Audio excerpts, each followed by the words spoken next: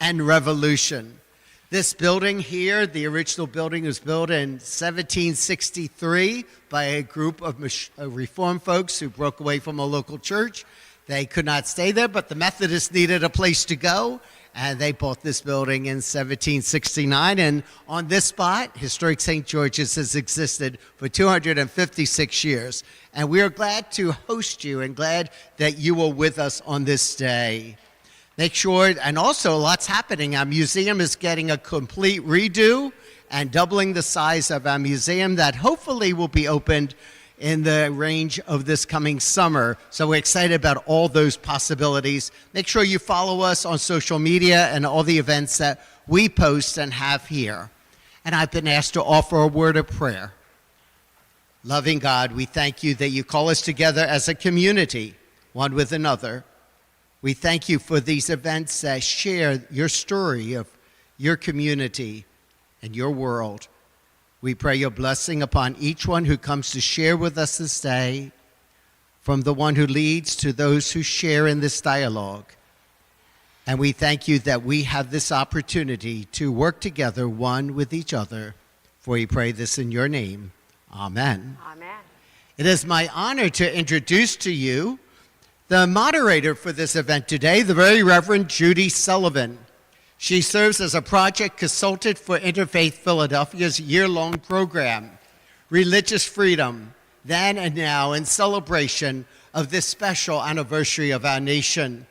She is an Episcopal priest and the retired Dean of Philadelphia Episcopal Cathedral. Dean Judy was the first woman elected to that position in 2010. And she is a delight. With any social gathering I've gone to, Judy is a delight to deal with, and she's a real blessing to this whole organization, I can tell. And her exuberance and joy is great. So it is my honor to present our moderator for the day. Thank you, Pastor Bill. I'm wired. I am wired. Good afternoon, everyone. It is so great to see you here, and we have such a beautiful day to gather in this beautiful sanctuary. On behalf of Interfaith Philadelphia, and with gratitude to our host, Pastor Bill, his amazing staff and congregation, I am so delighted to welcome you to Women, Religion, and Revolution, part of a year-long series, Religious Freedom Then and Now, as you heard, a celebration of the semi-quincentennial. This is the second of 10 offerings in 2026. And today we tell the stories of courageous and daring women who had profound and yet often unsung impact upon our young nation. Women who, often at personal risk, exercised the right to religious freedom that is such an important aspect of Philadelphia's unique history. This is all part of remembering, celebrating, and continuing to learn from the experiences of those who went before us in faith in our great city, the birthplace of religious freedom. Throughout the historic sections of Philadelphia, and here, let me direct you to the screen and also say that if that's hard for you to see, you can see these images on Facebook simultaneously.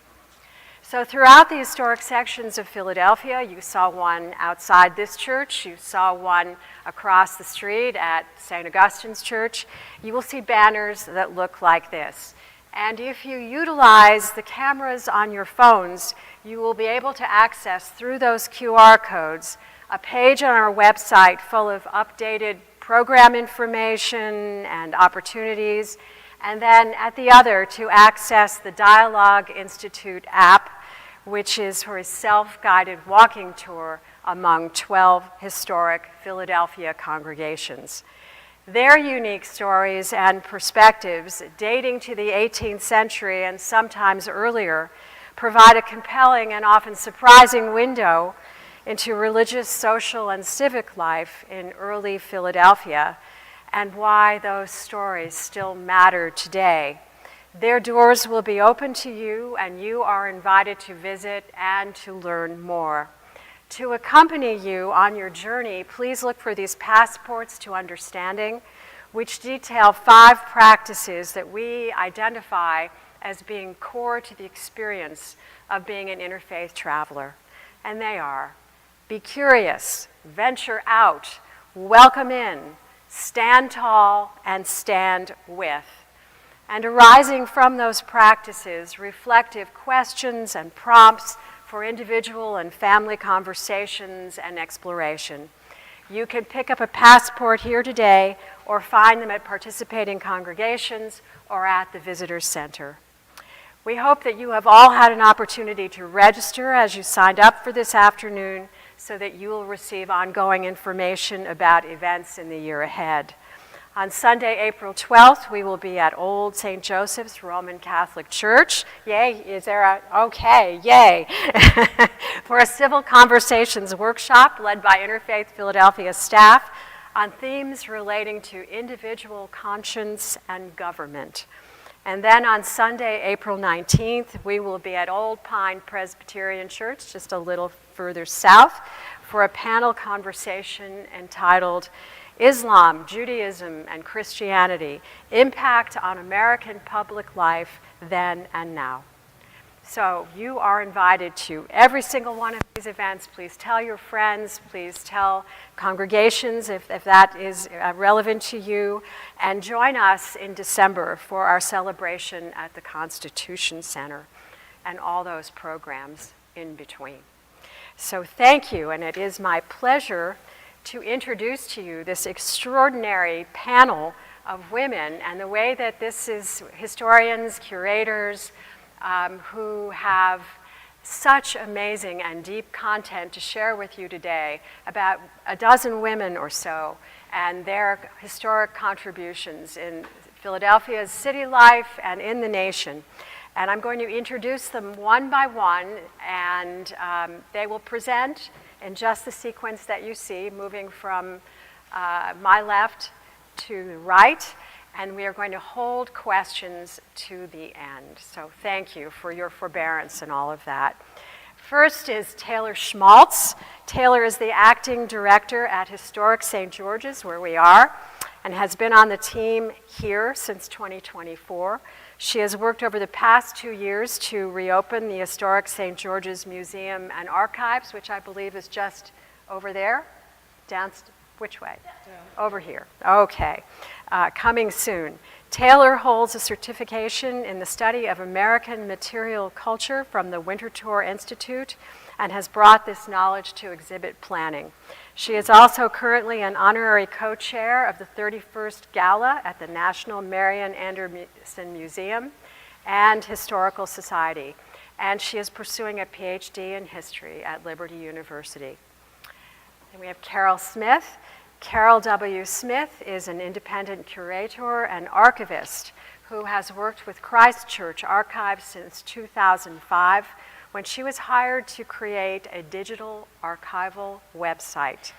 Since that time, she has worked to create exhibits, oversee the move and expansion of the archives, undertaken an oral history program, overseen conservation treatment of artifacts and archival holdings, and increased digital access to materials. She has a BA in American Civilization and an MA in Material Culture from the University of Pennsylvania in American Civilization, and is a certified archivist. Other long-term clients include Fireman's Hall Museum and the Carpenters Company of the City and County of Philadelphia, that is Carpenters Hall. In 2022, she received the Sister M. Cloud Lane Award from the Society of American Archivists for her project to scan and place online the records of 11 of Philadelphia's oldest congregations. Meg Bowersox is the manager of gallery interpretation of the Museum of the American Revolution and has been with the museum since its opening in 2017. She is the marketing chair for the Museum Council of Greater Philadelphia. She holds a bachelor's degree in fine arts from William Patterson University of New Jersey and a master's in museum studies from the University of the Arts. She has a passion for museums and art, focusing on the historic textile production and photography, which she channels into historical costuming. And then Jennifer Gray. joined the staff at Arch Street Meeting House in 2021, and now serves as the education and museum manager, sharing her passion for history with visitors, students, and volunteers. She's previously held roles at many Mid-Atlantic historic sites, including Eastern State Penitentiary, Liberty Hall Museum and Gardens, and the Betsy Ross House, portraying Betsy Ross herself for 6 years. Yay! She has spearheaded programs of all sizes, including a walking tour with the Museum of the American Revolution for their Revolutionary Philadelphia 1775 weekend this past November. She holds a BA in History and an MA in Education from Arcadia University. And Pam McDonald. Nope, not, here we are, Judy Gustin. On to Judy Gustin. Judy Gustin is the curator and director of Collections Emerita at the Rosenbach Museum and Library, and she is an independent consultant. She served as the Rosenbach's curator and senior director of collections for 26 years before departing in 2025. During her tenure, she stewarded and interpreted a collection of nearly 400,000 objects, including rare books and manuscripts and fine and decorative art. She continues to offer programs at the Rosenbach. Judy holds a BA in Classics from Smith College, an MA in Classic Philology from Yale University, and an MA in Early American Material Culture from the Winterthur program at the University of Delaware. A focus of her continuing research is the Gratz family, one of Philadelphia's oldest and most notable Jewish families. Judy currently consults with nonprofits and individuals, providing advice, research, writing, and programmatic support. She recently gave 2 lectures on modernism, ancient source material, and ethnic nationalism in James Joyce's Ulysses at Valparaiso University in Indiana. And now, Pam McDonald. Pam is a retired art museum director and arts commissioner from San Francisco. She relocated to Philadelphia for independent research in U.S. history. For the Mother Bethel Historical Society, she conducts tours, public programs, and Freedom School. A graduate of Pomona College, the Sorbonne, the Georgetown Master's and PhD programs, a recipient of a National Science Foundation Fellowship and a Fulbright.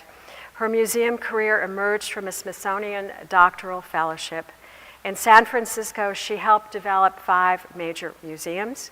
She was vice president of the Western Museum Association. She is an NEA grant reviewer, an American delegate to the International Council of Museums, and museum studies professor. She lives at the intersection between the arts, culture, and history. Her motto is, yesterday's histories reveal today's mysteries. And on that wonderful note, thank you, Pam, we will begin our presentations with Taylor, and here you are. Hello, everybody. My name is Taylor Schmaltz. I am the acting director of Historic St. George's Museum and Archives. I'm so glad that you are all able to join us today. I like to define myself as a women's historian. I love looking into women's roles and seeing how women's history has changed America. With that being said, women also helped carry the Methodist movement. So women were attracted to the Methodist faith because it allowed women to hold more roles, such as they could speak. Sometimes they would stop sermons to allow women to speak their faith, but they were not allowed to be ordained until later. They were also class leaders, with the first female class leader in American Methodist history being here, Mary Evans Thorne Parker, but she also had 2 other female class leaders that joined her, Mary Wilner and Hannah Smith. So, women typically were drawn to the Methodist faith because of these roles, which differed from other spiritual revivals, because typically men were more of the ones who were attracted to the spiritual revivals. In Philadelphia alone, by the end of the century, 60 to 64% of Methodists were women.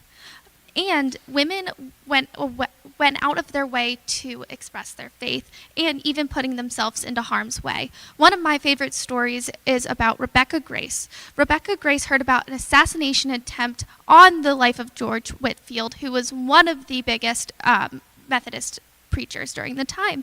She joined him on horseback, and when they intercepted their horses and the assassins found them, they ultimately decided not to kill Whitefield because they could not kill a man with a woman there. But there were many other ways that women helped express their faith. For example, Mary Evans Thorne Parker, an amazing Methodist woman who converted to Methodism under our first pastor, Joseph Pilmore, and eventually she converted some of her siblings as well. But during the American Revolution is where she really holds her faith. So we were taken over by the British in 1777, and they occupied our worship space that we are in right now and used it as a cavalry school. So a cavalry school is whenever they would take horses into the building. So all the pews were ripped out, and they needed to actually pay for new ones. They took them out and they would train horses in this space. So they would shoot off guns, run really fast, and make sure the horses wouldn't get spooked during battle, because if they got spooked during battle, that would end very badly for the rider. So they were in charge of making sure that all of the horses were going to be good to go. But that also meant that the Methodists did not have a worship space. So Mary allowed the Methodists to meet in her home during the American Revolution, which was a very brave feat because there was a lot of anti-Methodist sentiment rolling around in America during the Revolution. John Wesley, who is the founder of Methodism, wrote a pamphlet called A Calm Address to our American colonies, basically saying that they should not want to break away, and they should fear God and honor the king. So there was many Methodists, many anti-Methodist sentiments going around, and they were suspicious that they were traitors, and even leading to some attacks. So, many Methodists actually ended up fleeing Philadelphia. So Mary holding this Methodist worship in her home was very brave because it could lead to attacks, suspicions of her being a traitor, etc., etc., etc. Women primarily held a very prominent role during the American Revolution in boycotts and so many other ways, and I'm so glad that we're all here today to talk about women during the American Revolution. Thank you.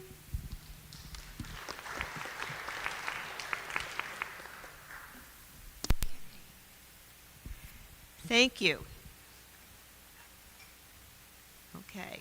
So hopefully you'll be able to see these slides reasonably well, and if not, I'm sorry. We're doing the best we can here. I'm here to talk about 3 generations of women at Christ Church: Mary Andrews, Deborah Franklin, and Sarah Franklin Bache. Mary Andrews, my first candidate for this particular presentation, was born in 1683, and her early years were spent as a member of the Society of Friends. However, according to one site that I saw, she apparently had herself baptized at St. Mary's Episcopal Church, well, Anglican Church in those days, in Burlington, New Jersey, in 1704, and she moved to Philadelphia in 1709. Although she never married, she was an active congregant at Christ Church. Her property was at Front and Water Streets, above Walnut, a few blocks from the Franklins, whom she would have known well. With no direct descendants, she left. Oops, am I doing this the wrong way? There we go. She left a sizable bequest to Christ Church for a plaque to memorialize her memory, a pulpit, and an organ. And you see here the pulpit as it would have been in the church around 1780 directly in the center. At that point, of course, preaching was at the heart of much of religion, and the pulpit today moved somewhat off to the right-hand side.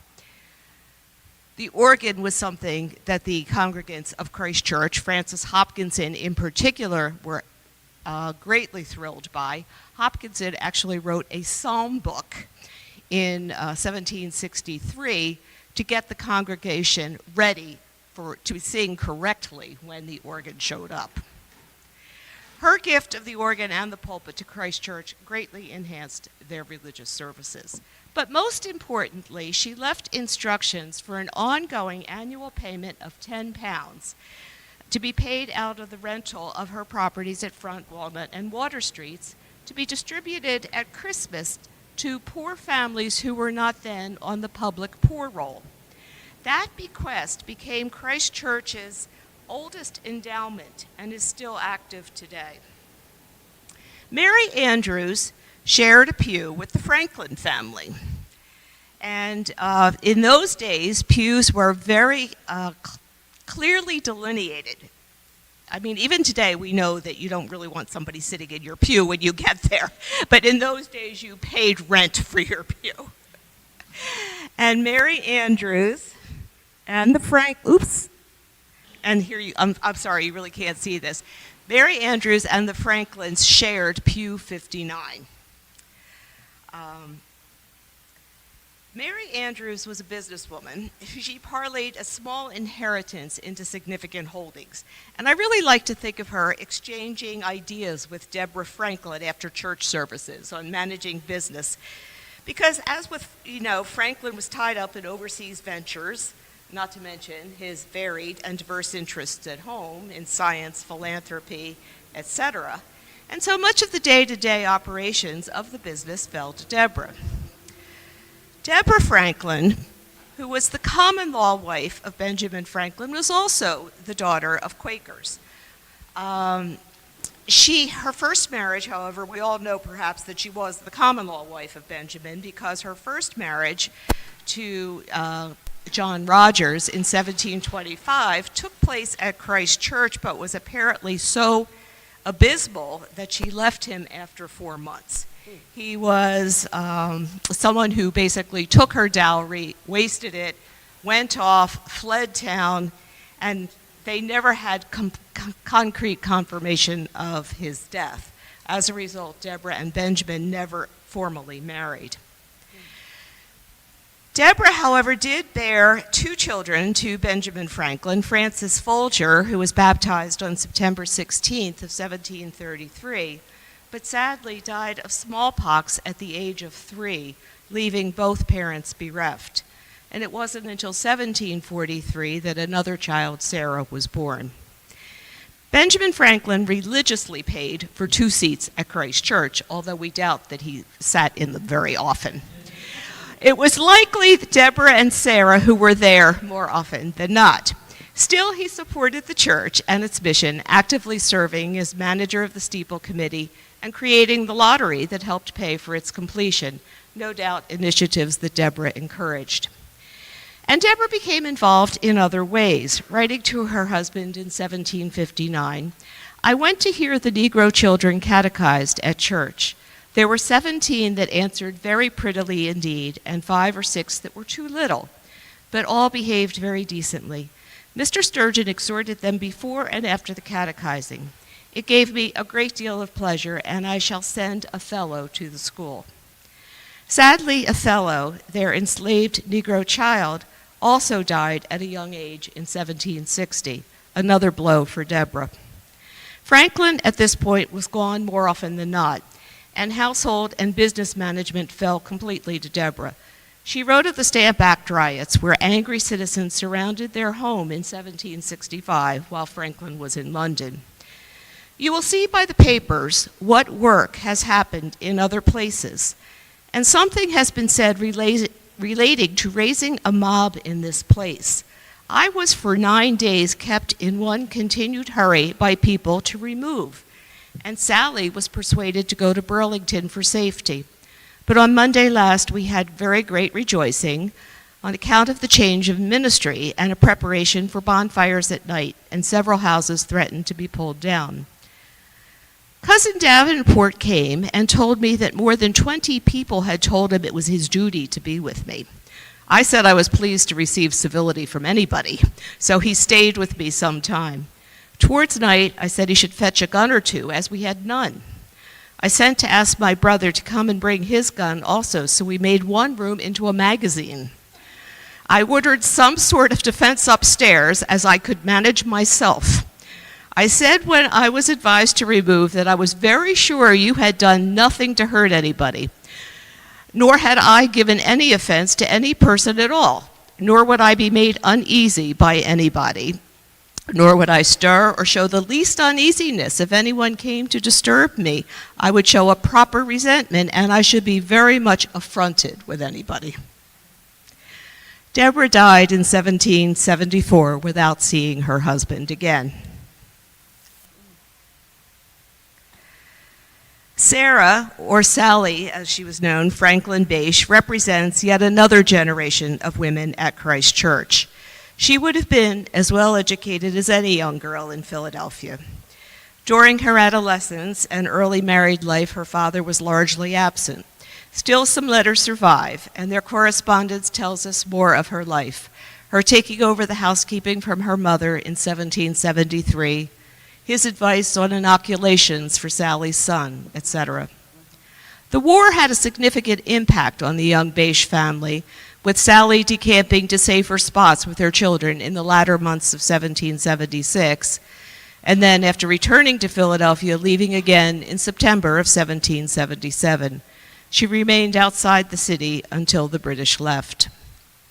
She became very active in war relief work, forming with others the Ladies' Association of Philadelphia, the first of its kind in the nation to provide aid to soldiers. The ladies raised funds and sought donations and made shirts. Sarah wrote to General Washington in 1780. Soon after Mrs. Blair wrote, we packed the shirts in 3 boxes and delivered them to Colonel Miles, with a request that he would send them to Trenton immediately, lest the river should close, where they now wait your Excellency's orders. There are 2,005 in number.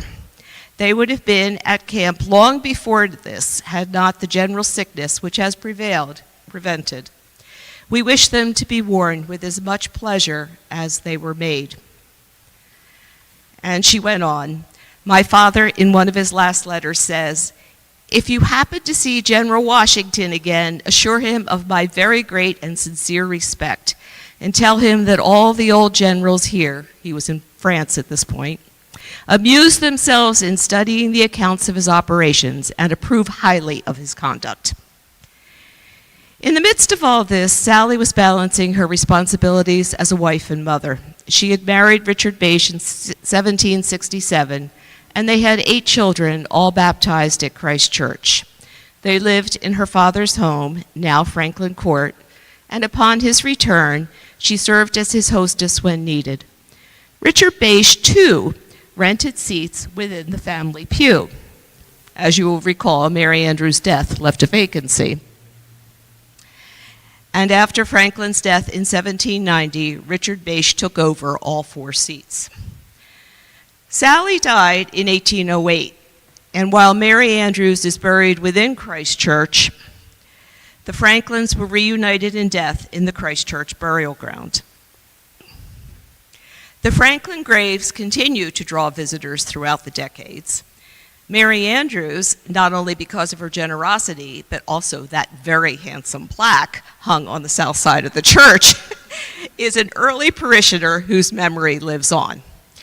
So that was the end, but I have to tell you that I get such a kick out of this plaque because it basically reads, to the memory of Mrs. Mary Andrews, late of this city, who died March 29, 1761, age 78, and who was a considerable benefactress to this congregation, erected, basically by her executors, William Peters and Benjamin Price, Esquires.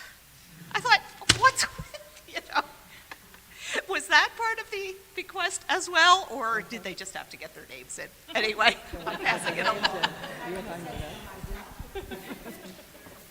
3 wonderful generations of women. Thank you. Okay, so my name is Meg Bowersox, and I'm the manager of gallery interpretation at the Museum of the American Revolution. And today I'm going to be talking about Phillis Wheatley. Just by a show of hands, how many of you have heard of Phillis Wheatley's story before? Awesome, great. So I won't belabor a lot of the most of the stuff that you know, but I'm very excited to be talking to you all about her today. And at the museum, we have one of our questions is how revolutionary was the war?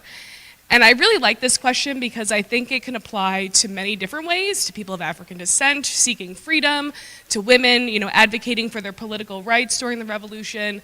And I really want to start off with that because I think Phillis Wheatley is one of those people who does kind of speak to this question a bit. And the image that I start here with is later and is not of Phillis Wheatley. I'm sure most people know the front piece that's in the reproduction copy of the book I have right here. But I wanted to start with this image because Phillis Wheatley, before she comes here, she's taken from Africa, kidnapped at the age of about 7 years old from the Senegal, West African area, and is brought to Boston to a completely different world than she did know, a metropolitan area completely unlike what she left.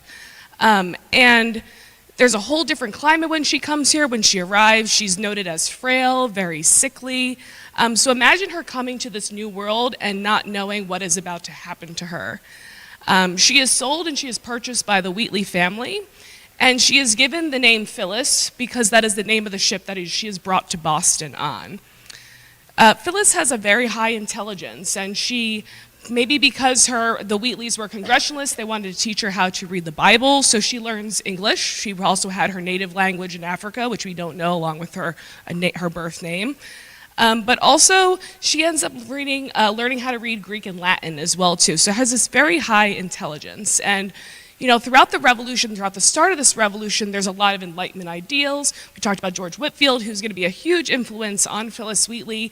Maybe the Wheatleys even attended some of his preachings when he was in Boston. It is unknown. But one of the first things that Phillis Wheatley does is she publishes a poem on George Whitefield, which you can see right here. And this happens shortly after his death in 1770. And this is really cool because this not only talks about George Whitefield and praises him for what he did, he advocates for these revolutionaries during the time of the Stamp Act, but it also takes on a sermon itself in some of the words that she's saying. It's also talking about Africans, but also labeling people as Americans as well, too. And then towards the end of this poem, she's also mentioning the Countess of Hastings, or Selina Hastings, the Countess of Huntington, who we're going to get to in just a moment, who was a big person who was a big influence on Whitefield, and essentially is thanking them for coming here, but also is sad that Whitefield will not be returning back to London and back to England. This is actually what really sparks it. What's interesting is that the Wheatleys, rather than publishing this in a newspaper, decide to publish this as a pamphlet, so a separate entity, but advertise it in the newspapers. And what's really interesting about this, which is hard to see, but if you look towards the top on that first page there, you'll see that it identifies Phillis Wheatley by her name. It also identifies her as a Negro servant as well, too. And this is something that is really important because this is something that is really unusual in the 18th century. Normally, if females are to be published, they're going to be published anonymously or under a different type of name. But she's also identified by her race. And this poem is what's going to spark Phillis Wheatley to create writing poetry. She writes about 200. And over the course of the next 2 years, she tries to have a book published. Which you can see in this next slide here. You can actually come see a first edition copy of it at the museum, along with her signature, which I'll get to in just a moment. And she tries to have this book published in Boston and in the colonial America, and it's very difficult. Not only is she a person of African descent, but it's also very expensive to publish a book as well, too. They did have some backing, but unfortunately the person who was going to publish the book in colonial America passes away, so that dream kind of ends. And the Wheatleys try to focus their attention on trying to get someone in London to have this book published. And through their local network in Boston, they end up connecting back to the Countess of Huntington, Selina Hastings, essentially who agrees to have this book published. Now, prior to the front piece here, you'll also see that there's a testament where people essentially attested to her writing these poems. It's not the proof that she wrote them because they already knew that she was a poet at this time. It is basically the testament to saying, yes, these are great works and these should be read, these should be published and spread aloud, essentially. And so this is agreed. Phyllis leaves Boston, along with the Wheatley's son, and travels to London where this book is published. Now, even before she goes to London, the Countess actually commissions a painting of Phyllis Wheatley to be done, which is done by an enslaved person in Massachusetts as well, too. And that's what the front piece here is based off of. She actually writes at the end of this book, there's a poem to S.M., which is the artist who did the actual painting of her as well. And so again, so you have this front piece, which is commissioned by the Countess as well, to kind of, again, reiterate that she did, in fact, create this work of art. And you can also see that, and I call poetry works of art, because they are, and you can also see her name, and again, identified as the Negro servant to John Wheatley. Shortly after this book is published, before it's even received back here to Boston, she travels back to Boston, where she receives her emancipation. What's interesting about this is that when the books are coming back to Boston to be sold, she's very worried about the publication of these books and the funds because she's supposed to receive half of the funds for the selling of these books. And she writes her friends saying, you will know that they're my original copy because they're in my genuine handwriting, so my handwriting essentially. So meaning that because she signed these books, these are the first edition copy. So you can see her signature right there. So again, uncommon because it's not like you go to a book signing today and get the author to sign the book in the 18th century. That did not happen. So again, very unique. But what this also tells us is that she held this copy in her hands, which is really, really amazing. Shortly after this, Phyllis Wheatley continues to write, but is not successful in publishing another book. However, does publish other works in newspapers as well, too. And in 1774, oh man, so I wish you could see that. This is a Connecticut newspaper, again, that's part of the museum's collection. And in 1774, she has this relationship with a Mohican clergyman named Samuel Ockham throughout her life. And he writes basically this epistle talking about Christian ministers and having enslaved people and the hypocrisy in that and these Enlightenment ideas, right, talking about these ideas of liberty and freedom, but also these, religious freedoms as well, too. And she basically tells him, thank you for the vindication of their natural rights, for advocating for enslaved people and for this idea of freedom and this idea of ending enslavement. And in this part, she also says that basically she argues that God has implemented a principle which we call love of freedom. And I think this right here in 1774 really solidifies Phyllis Wheatley as someone who is a poet, but also someone who is influenced by religion that she has heard through the Bible, through scriptures that she has read and heard aloud, but also about her personal experience. These poems, there's 200 of them in here. And they talk about religion, they talk about her trip from Africa, they also talk about praising King George III, talk about George Washington. She has a variety of ways to express her feelings. And the revolution was complicated and it was messy, but it was also revolutionary because it allowed people to change for the better and to kind of present a new world that we don't really know quite yet. Thank you.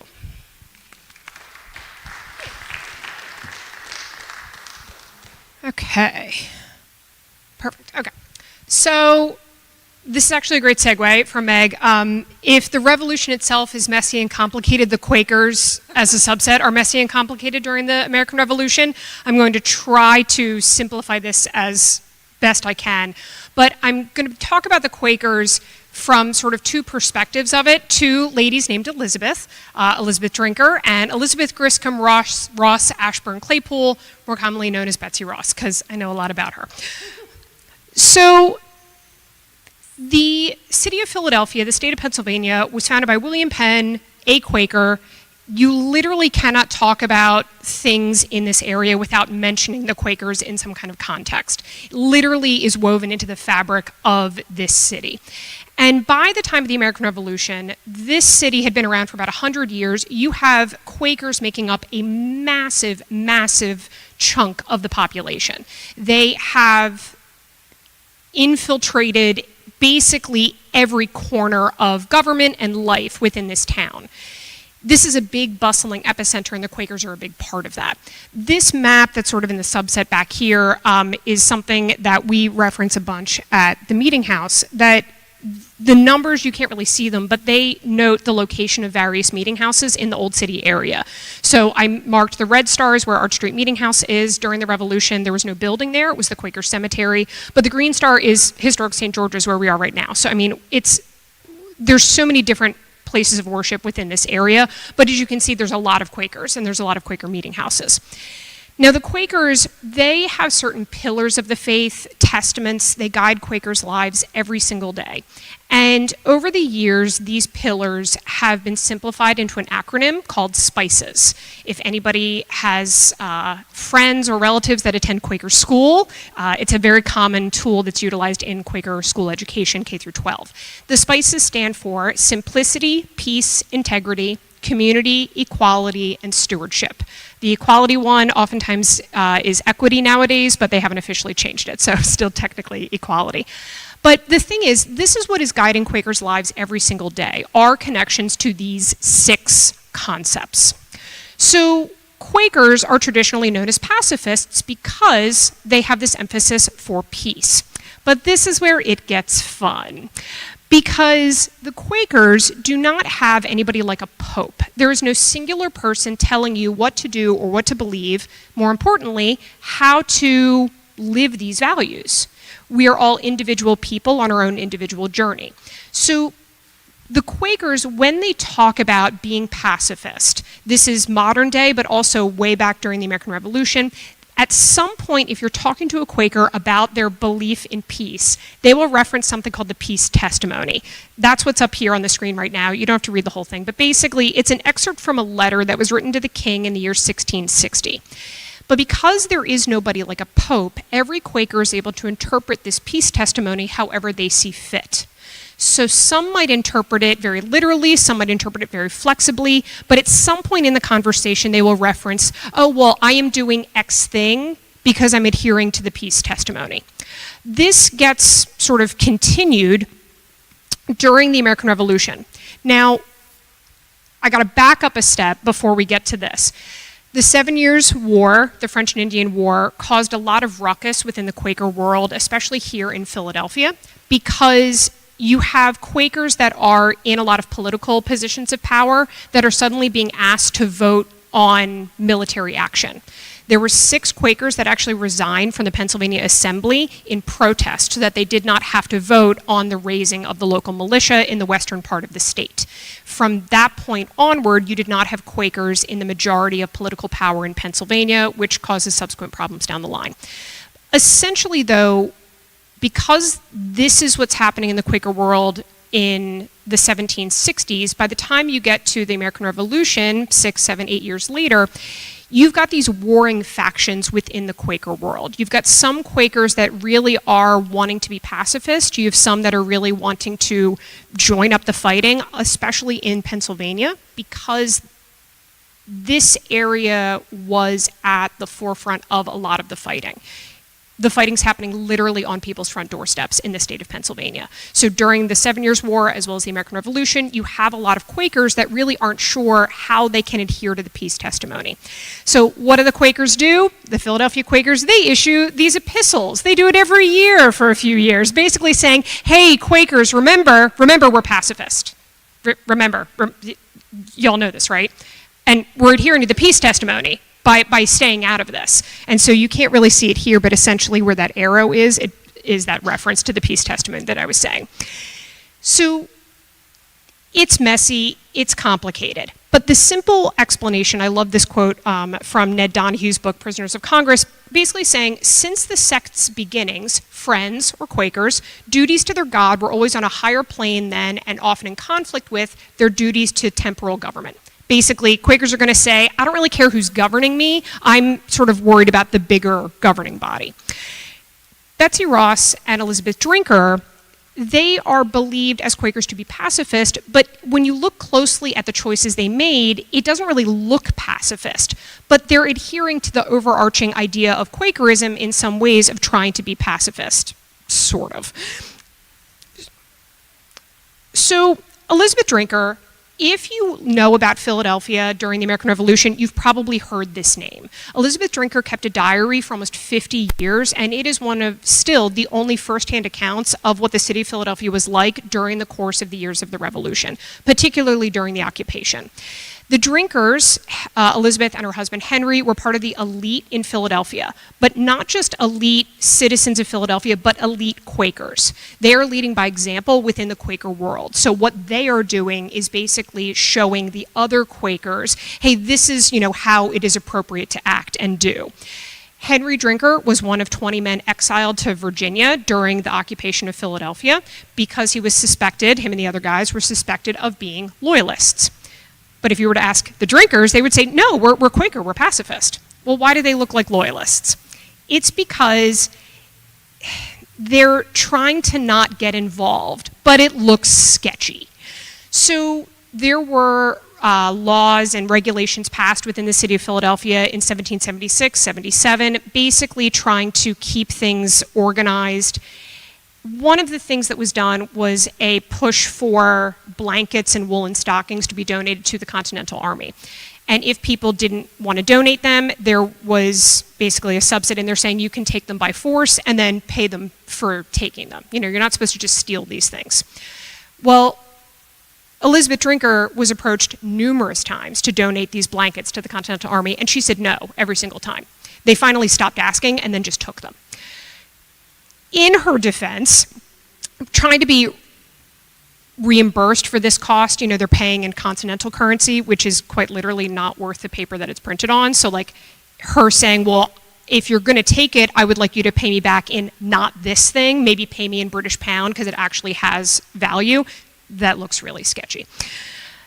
So you've got Elizabeth Drinker, but then on the other side of this, you have Betsy Ross. Now, the difference between these two women from an economic standpoint, Betsy is a working class woman. She is not a lady of wealth. So she is an upholsterer. She makes furnishings for homes. She also makes the American flags. She also, during the war, makes musket cartridges. Basically, a musket, you need a measured amount of gunpowder and a musket ball contained together in a musket cartridge. And this weighing out of the gunpowder and the assemblage could be done by anybody. It doesn't have to be done by a soldier on the field of battle. So there were a lot of people, a lot of common citizens that were paid for this kind of assemblage work. But it very much shows that Betsy is supporting the movement for independence. Now, Betsy also, being a common laborer in a lot of ways, she is not a lady of wealth. She has to work. She's not going to necessarily be able to stand her ground like Elizabeth Drinker is able to do. Betsy Ross, though, she made a choice years before. She married her first husband, John Ross, who actually attended at Christ Church, and so Betsy was kicked out of the Quaker faith for marrying somebody of a different faith. But she would have been kicked out for her support for the movement for independence if she hadn't already been kicked out already. And it seems really backwards when you start looking into it very deeply, because the Quakers from this outset are supposed to be neutral. They're supposed to be pacifist. And yet you have Quakers like Elizabeth Drinker that are very, very obviously kind of not pacifist.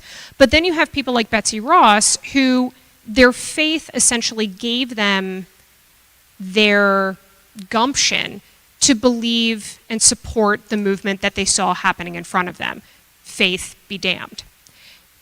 And it's an interesting sort of comparison between these two women, how they're living their lives literally in tandem here in the city of Philadelphia, both with these Quaker backgrounds and both making very, very different choices because of that. Thank you.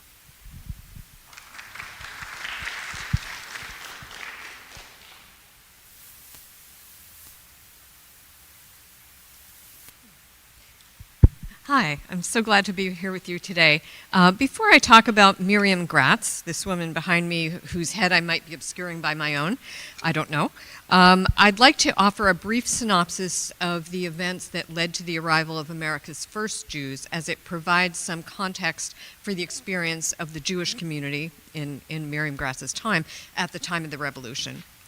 Although there may have been individual Jews in the Americas dating to the earliest period of European exploration, The first community of practicing Jews arrived in Dutch New Amsterdam in 1654 as refugees from Recife, Brazil. Formerly a Dutch colony, Brazil was conquered that year by the Portuguese, who brought with them their version of the Inquisition, the conversion and expulsion campaign that lasted from the 12th to the 19th century across Europe and the Americas. The Jews of Brazil, many of whose ancestors fled the Iberian Peninsula during the most well-known episode of the Inquisition in the 15th century, were again on the run, fleeing now to another Dutch colony. There were a few other places in the world to go other than Amsterdam and its holdings in the so-called New World. England had expelled its Jewish population in 1290 and would not readmit them until 1655. And Jews in Italy, where they had once flourished, had been incarcerated in ghettos since the previous century. So their arrival in what became New York signaled the beginnings of a trickle of Jewish immigration over the next century. This influx gave birth to the first congregations by the time of the Revolution in the major port cities, Newport, New York, Philadelphia, Savannah, and Charleston. The American Jewish community was quite small, never reaching even 0.5% of the total population of the 13 colonies by 1776. Initially, a few Jewish merchants arrived here in Philadelphia from the earlier community in New York, and soon others followed from Europe, escaping governmentally circumscribed lives for what they hoped here would be an opportunity to live, work, and worship as they wished. Sure, is that better? Okay, I'll do this. It's just kind of long and I'm kind of short. One of the first to arrive in this area by about 1740 was Joseph Simon, who was born in 1712 somewhere in Europe's German states. He settled in Lancaster, a small town then on the American frontier. In 1747 or 48, he married Rosa Bunn, a member of a large, pious, and well-connected New York merchant family. Upon their marriage, Rosa moved to Lancaster, where her father owned property that he deeded to Joseph Simon, probably as a dowry, to build their home. Their first child, Miriam Simon, was born there in December 1749, one of a small number of first-generation American Jews. Simon's New York connections led to the establishment of New York, Philadelphia, Lancaster Jewish Trade Partnership that grew to include two brothers, newly arrived from Upper Silesia by way of London, Bernard and Michael Gratz, with Michael arriving in Philadelphia at age 19 in 1759. Joseph Simon had brought with him from Europe 2 Torah scrolls and had an ark or cabinet made to house them properly. Because of Lancaster's proximity to the lucrative frontier fur trade and his ownership of Torah scrolls that were rare in the colonies, young Jewish traders would often congregate at Simon's house for a minyan, a group of 10 adult males required for certain Jewish rituals and prayers. Judaism is a home-based faith in many ways, but it maintains the need for community for many of its most sacred practices. It also seems likely that these young men might have been traveling to Simon's house for another rarity at the time, marriageable Jewish women, and the Simons had 3 daughters. We know that by at least 1762, when he and his brother were establishing their own business in Philadelphia, Michael Gratz was stopping at Simon's house to cultivate their business connection and possibly something more. Miriam Simon and Michael Gratz were married in Philadelphia in 1769. The leader of the New York synagogue, Shearith Israel, sent his son to perform the marriage, as there was not yet a synagogue in Philadelphia, and there were no ordained rabbis in the American colonies at all, so such ceremonies were presided over by learned laymen. Miriam and Michael Gratz had 12 children, 10 of whom survived to adulthood. Michael traveled for business, and Miriam oversaw the household. An extant but partial household account book belonging to her at the Historical Society of Pennsylvania indicates that she procured kosher meat for the family from the few traveling kosher slaughterers in the colonies. She arranged for her male children's britot milah, the ancient rite of circumcision, which also required contracting with a traveling moil, the person who does that right. While women of this era were usually in charge of providing for their children's education, initially at home, Miriam also noted in her account book payments made to Hebrew language tutors. So while financial support was provided through Michael's efforts, the underpinnings of the family's faith practice, cultural learning, and social values were undertaken by Miriam. It is the traditional Jewish faith practice based on ancient Jewish law that Miriam instilled in her children, particularly the religious requirement to engage in tzedakah, which means doing acts of justice. These good deeds are directed to support one's community and to support individuals' self-reliance. Michael's success and contacts enabled the family's integration into Philadelphia society, where 3 of their daughters were known for their charm as the 3 Gratzes, a riff on the mythological 3 Graces. The family's support of the revolutionary cause, along with 99% of Philadelphia's Jews, according to Dr. Benjamin Rush, was based on historic oppression experienced by Jews in nations run by autocrats. Prior to the 1790s, most charitable groups and social welfare organizations were founded by men. In Philadelphia, we see the start of women's faith-based social service work during the years of the yellow fever epidemic, which began in 1793. The subscription-based mutual aid organization, the Female Benevolent Society, was founded at the African Church, now the African Episcopal Church of St. Thomas. The Female Society of Philadelphia for the Relief and Employment of the Poor was founded by the women of the Society of Friends. In 1800, an interfaith group of women met at the home of the minister of the Second Presbyterian Church to create the Female Association for the Relief of Women and Children in Reduced Circumstances. When the association was incorporated in 1801, Miriam Gratz was one of the listed incorporators. With her, she brought her daughters, Rebecca, seen here, and Risha, along with her aunt, Bella Cohen, with daughter Rachel joining 2 years later. Membership in the association was $3, and Rebecca Gratz gave $35, a large contribution at the time, to renovate a building to hold a soup kitchen, a new idea in the United States that was imported from Europe. As her sisters wed and raised their families, Rebecca, who remained single, dedicated herself to her life's work, providing acts of tzedakah, building generationally in the Jewish tradition of Lador Vador, meaning from generation to generation, on the legacy that her mother Miriam had practiced both in the home and in her organizational work. Rebecca added more service organizations to her roster, including a sewing society through which women could create income, and an orphanage. Influenced by her mother's engagement of Hebrew language tutors for her children, Rebecca began the Hebrew Sunday School movement based on the Protestant model for religious education in 1838. She saw it as necessary to the survival of the small Jewish community in her family's adopted nation to provide language and cultural instruction as an arm of synagogue life. The Hebrew school movement remains part of Jewish life today. It seems appropriate in this group today to celebrate Miriam Gratz and her daughter Rebecca Gratz as contributors to these initial women's social welfare organizations derived from cross-faith traditions of kindness, justice, and support, and that fostered diversity and community in their new nation as it grew from the revolutionary period to a new and independent republic. Thanks.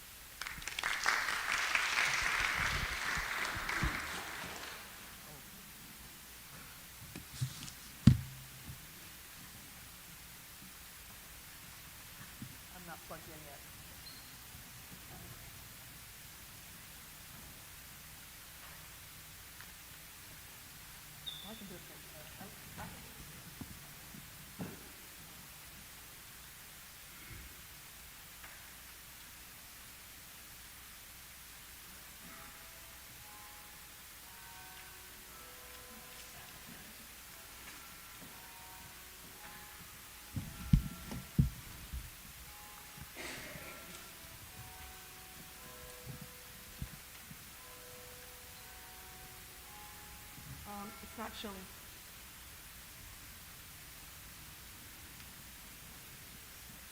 Oh wait, something's showing.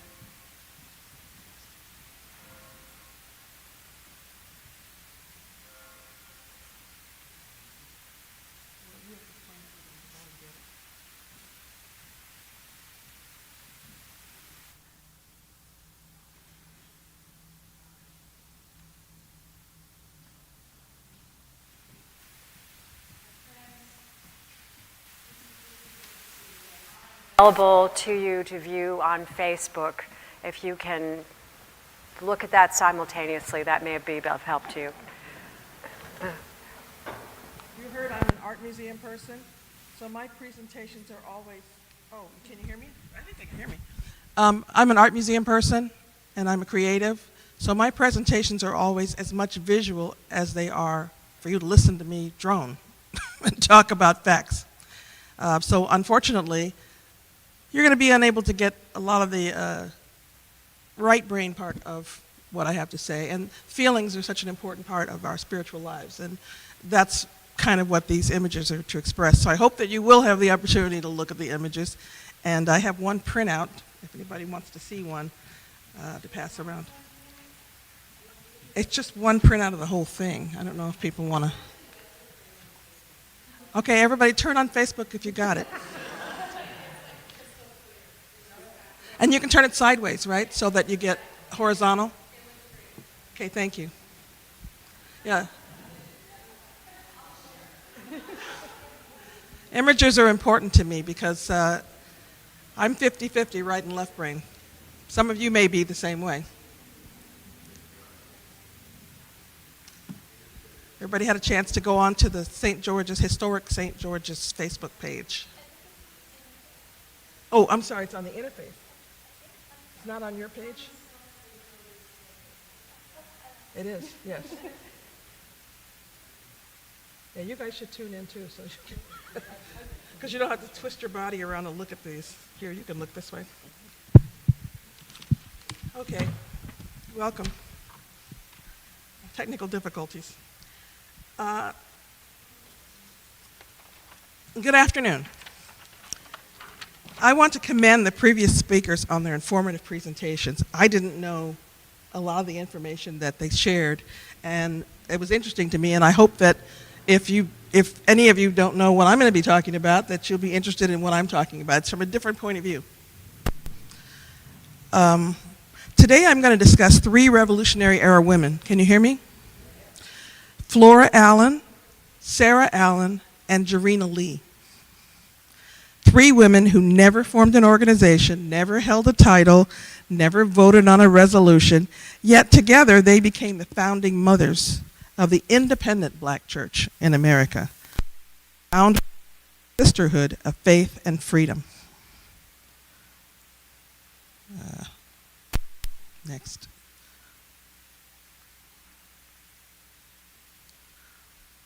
That's the first slide, sorry.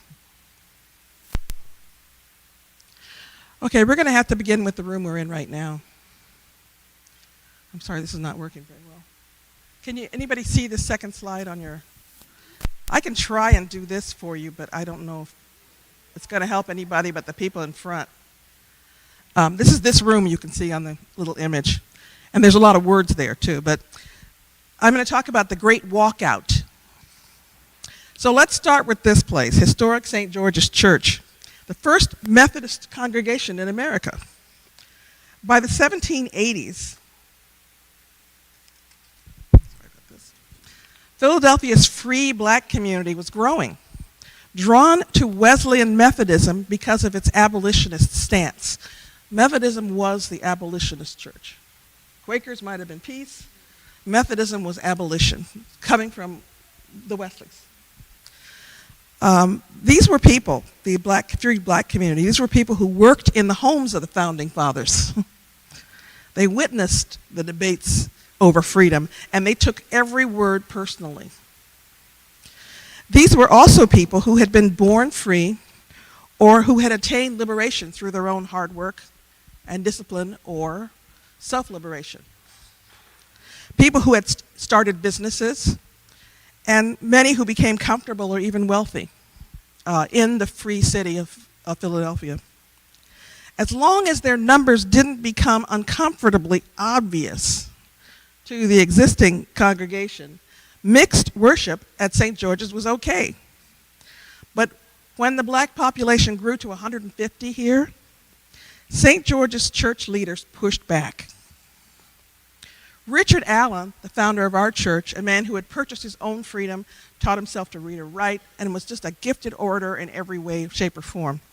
But we're not talking about him, we're talking about the women. Richard Allen was a gifted preacher, and he was assigned to preach a 5 a.m. service here. Separate, early, and out of earshot and eyesight. You ready for me? Okay. Then on November 18th, 1787, while the black parishioners were kneeling in prayer, a church trustee ordered them to be physically removed, actually grabbed Absalom Jones, and removing them to segregated seating in the balcony, which they themselves had raised money to build and didn't know it was for them. They thought it was for overflow because the church was getting so popular. They didn't know that the balcony was being built to keep them separate from the other parishioners. So the words here that you can't read, it tells the story of what happened in their words, in their own words. I'm not paraphrasing, this is all written. The trustee said, "You must get up. You must not kneel here." Absalom Jones replied, 9 famous words to us, "Wait until prayer is over, and I will get up and trouble you no more. We will darken your door no more." So when prayer was over, Richard Allen reports, we all went out of the church in a body. So they were kneeling, they all stood up, and they all walked out the back door, starting with Richard Allen and Absalom Jones, and the other black parishioners followed them. Men and women, free and enslaved, together. The first recorded nonviolent act of civil disobedience against segregation in America. A full boycott. 170 years before Montgomery, these were brothers and sisters who left the church entirely.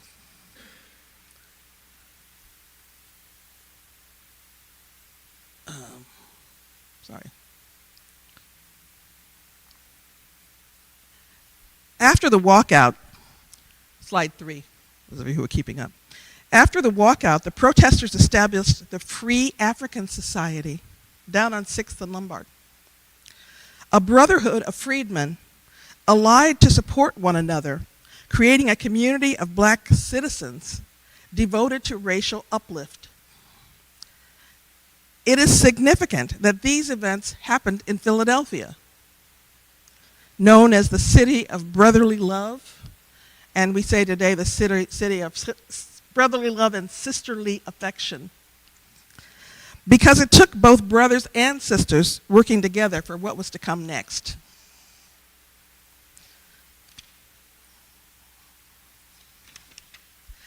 In 1791, you can see this on the slide, purchase of a safe place to worship.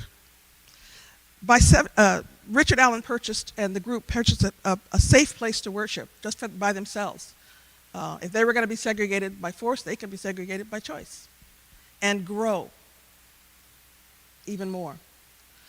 So that was the parcel of land at 6th and Lombard that the Mother Bethel Church still occupies today. It's the oldest parcel of land continuously owned and occupied by African Americans anywhere in America or anywhere in the world. We never left. And it's because Richard Allen understood self-sufficiency, self-determination, and self-reliance. That's the legacy that we all AMEs have inherited. So by 1794, they opened Bethel, the first independent black church in America. I mean independent, from St. George's, from the Methodist Church. And understand, this wasn't easy. Methodist Church sued them year after year. As a matter of fact, they took control of the church at 6th and Lombard, put it up for auction, and Richard Allen had to come up with $10,000 to purchase his own property back. They sued because they thought they were supposed to get the tithes and offerings. A percentage of that should have come to them. This was a Methodist congregation, and they felt they should be up there preaching. There was an episode where one of the Methodist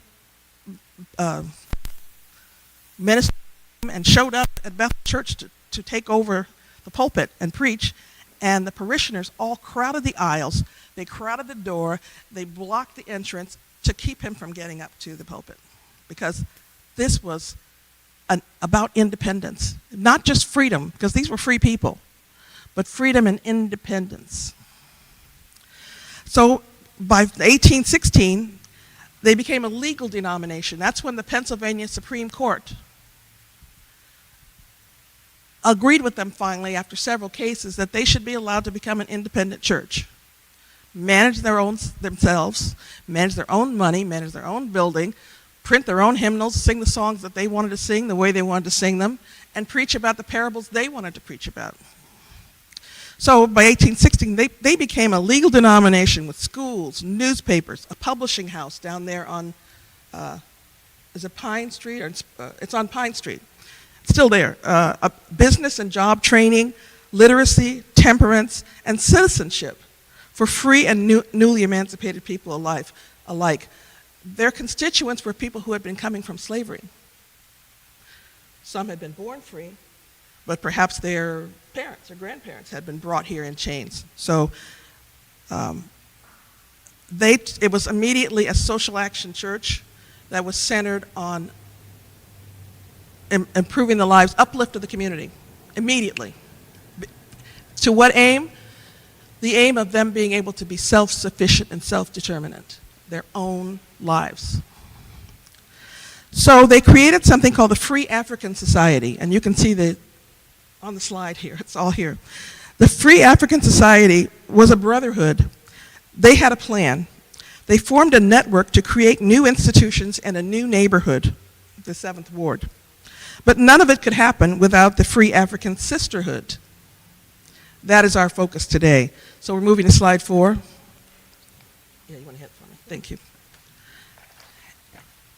Unfortunately, a lot of the text is on the slides. That's my problem here. It's not just pictures.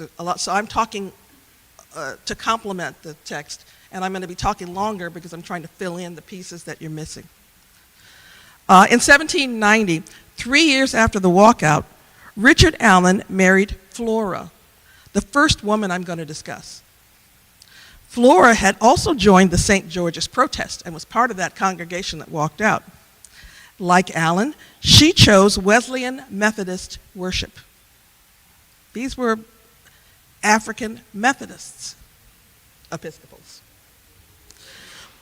African, not colored, not Negro, African.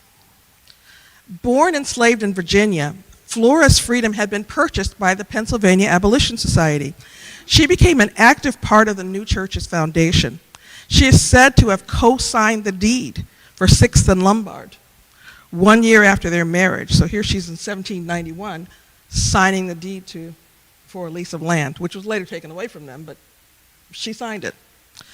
Property that would eventually grow to become the anchor tenant of Philadelphia's 7th Ward. So when they moved down there and they bought that property and built that church, it created an entire black community around it.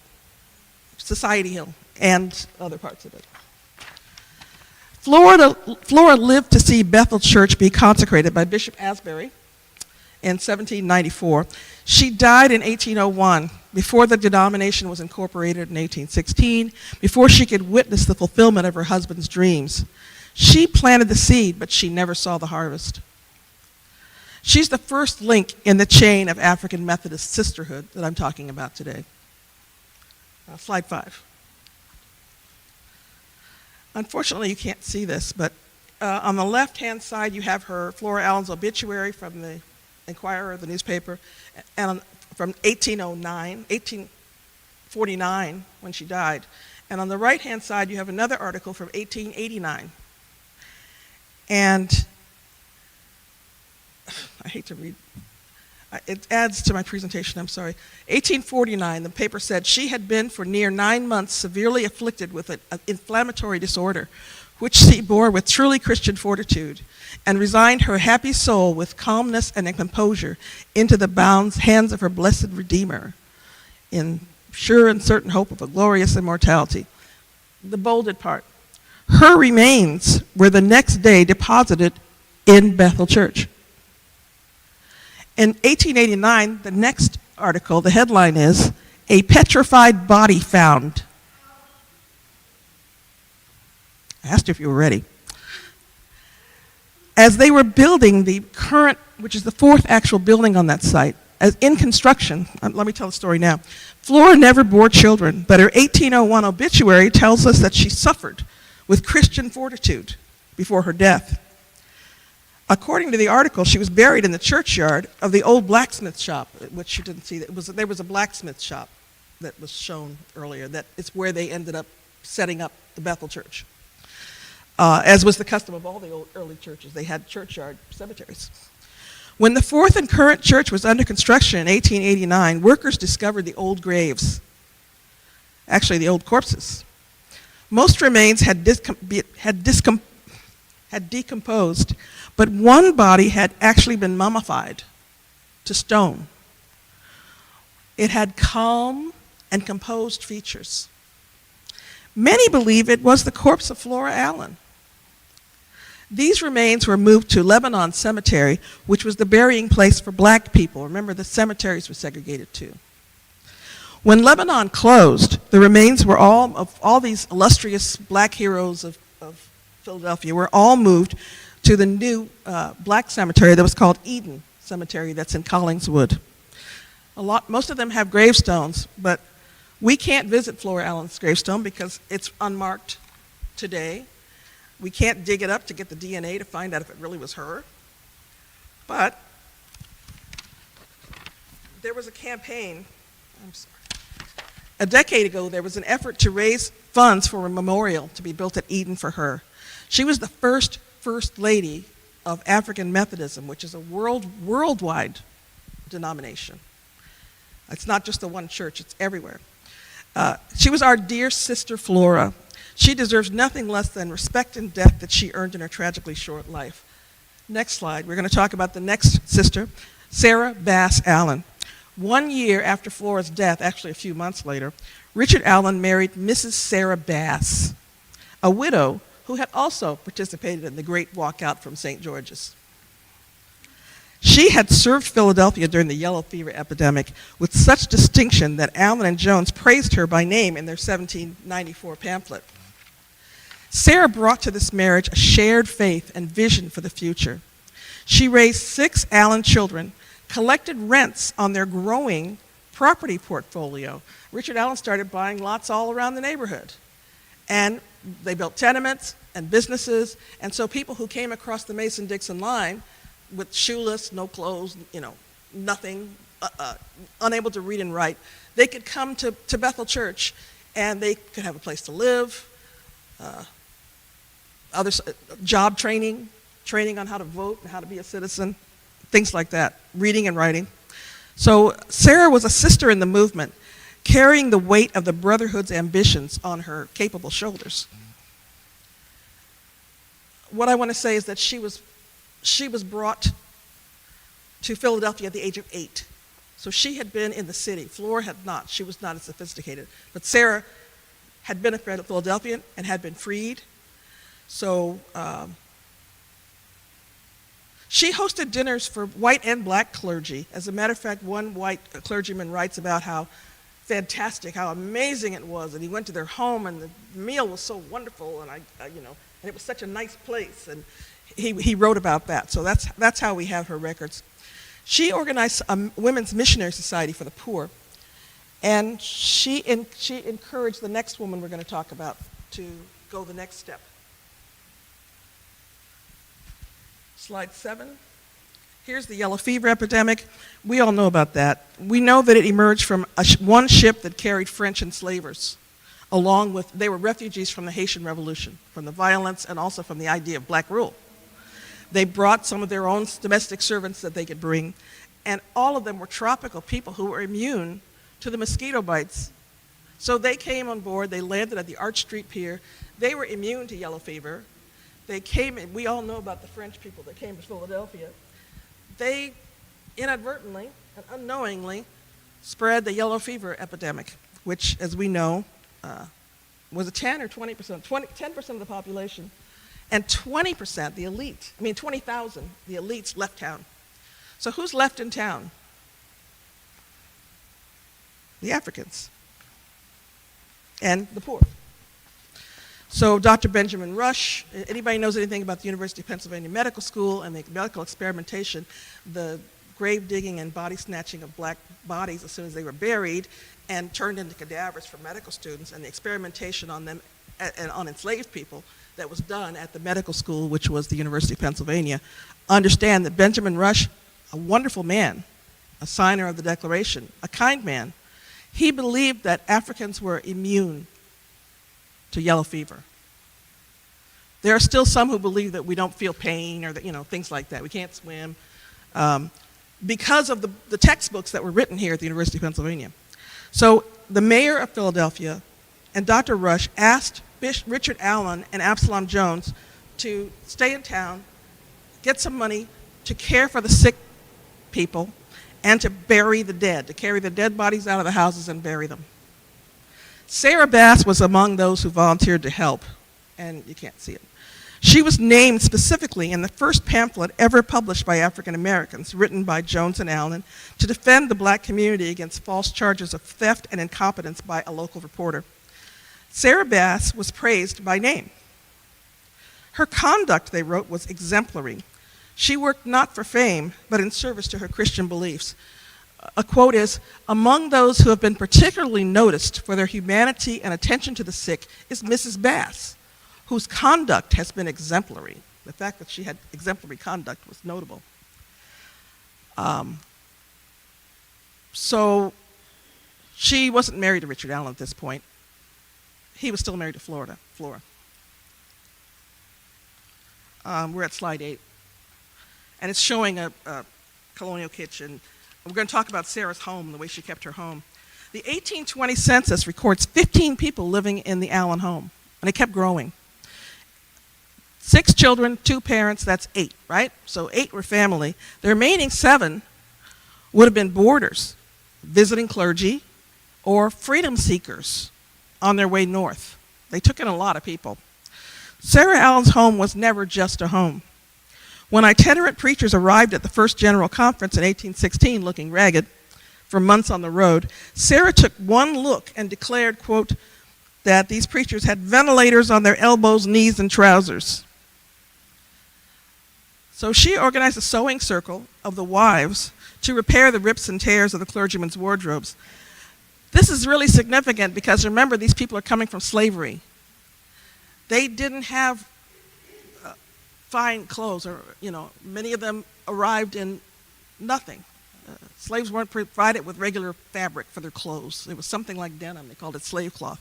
They didn't have that. So the importance of looking like free men was very important. And also, as clergy, to establish this congregation, they had to be very presentable. So her sensitivity, having been formerly enslaved, that they had to have their rips sewn, is what led to this. And I'm just going to say, as Ginger Rogers said about her dancing with Fred Astaire, she did everything he did, only backwards and in heels. And this is how these women operated.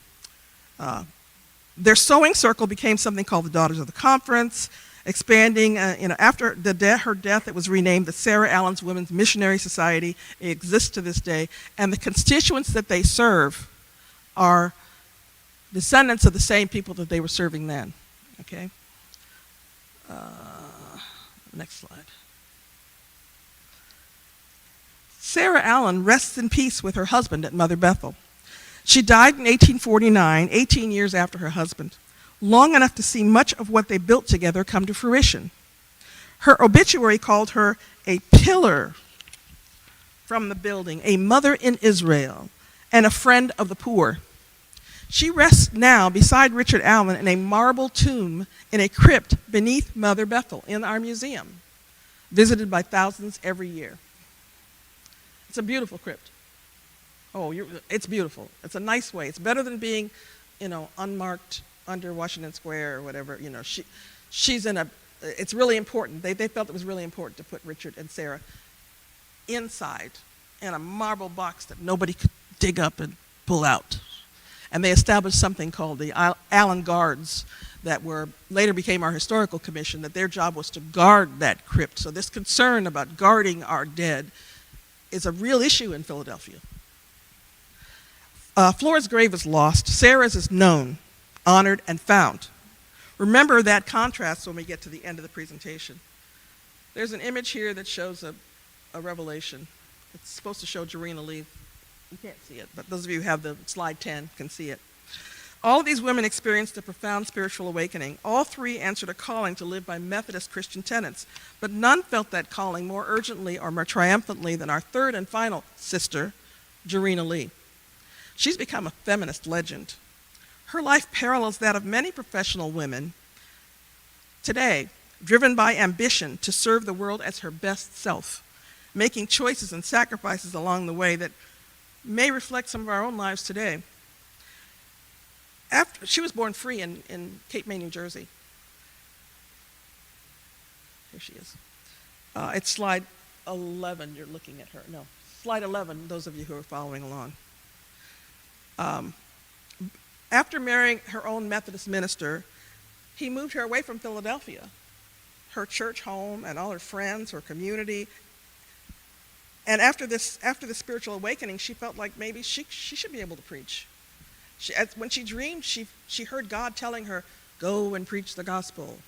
And she believed that. So she's living 6 miles away in the site of what's today the Mount Pisgah AME Church. Her husband was the pastor there. She gave birth to 2 children, Jarena. She was expected to stay home and be a good preacher's wife and support her husband in the very career that she herself felt she had been called to. But he didn't allow her to preach. Then in 1818, everything collapsed in her life. Her husband died, her infant son died. She's left a widow away from her home with 1 surviving child and no income or no means of earning one, no inheritance, okay? So she returned to Philadelphia and her church home, Bethel. Some scholars contend that Sarah Allen was waiting for her, ready to offer the kind of solidarity that women have always extended to one another across the barriers that divided them. It is said that Sarah encouraged Jarena to preach. And in a sisterly act of kinship and mutual support, she cared for Jarena's son, James, took him into their home. The history books tell you Richard Allen cared for this boy, James, but we know it was Sarah Allen who took this child in and raised him with her 6 children. Okay, to help Jarena. She had already opened a daycare facility, etc. So it's one sister holding another sister's child so she could answer her calling. That fits the very definition of sisterhood. Now, I'm sorry you can't see this, I may have to read it to you. What barred Jarena from the ministry? Why was she not allowed to preach?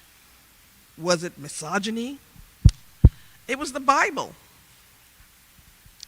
Most of the world's major institutional religions, Christianity, Islam, Judaism, Hinduism, and much of Buddhism, carried explicit prohibitions against women leading worship or speaking in religious assemblies. There's been a near universal vested interest in keeping women silent, uneducated, and under control. Richard Allen said about women preachers, our discipline knew nothing at all about it. It did not call for women preachers. When Jarena asked why she couldn't preach, the answer required only 2 Bible passages, 1 Corinthians and the other from 1 Timothy. Unambiguous, adamant, presented as the word of God himself, as interpreted by men. Jarena Lee read the same Bible, but God was telling her differently.